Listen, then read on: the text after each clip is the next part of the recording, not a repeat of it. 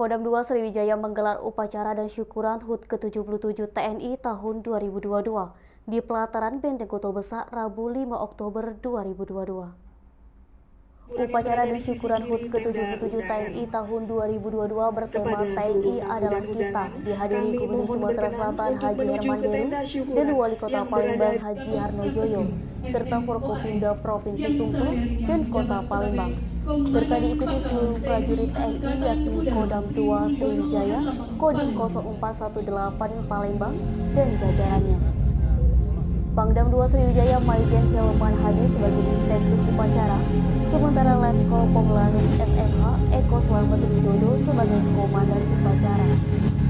Upacara berlangsung dengan hikmat dimulai pukul 8.00 waktu Indonesia Barat. Selain itu, TNI juga menggelar pertunjukan para layang.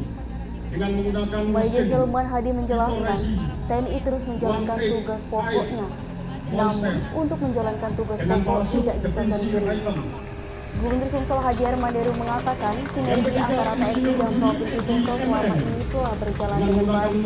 Terlebih, peran dari TNI selama ini dalam membantu menyelesaikan setiap permasalahan yang ada di Provinsi Sumsel. Hal ini terbukti, sambung Deru, dengan adanya program TNI Manunggal Membangun Desa. Menurut Deru, program ini sebagai wujud dari kemanunggalan TNI dan rakyat dalam bentuk operasi bakti yang dilaksanakan bersama-sama seluruh komponen masyarakat termasuk pemerintah daerah. Sementara Wali Kota Palembang Haji Harnojoyo berharap TNI terus mempertahankan hal-hal yang luar biasa dalam memberi rasa aman, nyaman bagi bangsa dan negara. Edi Nabasumeko TV melaporkan.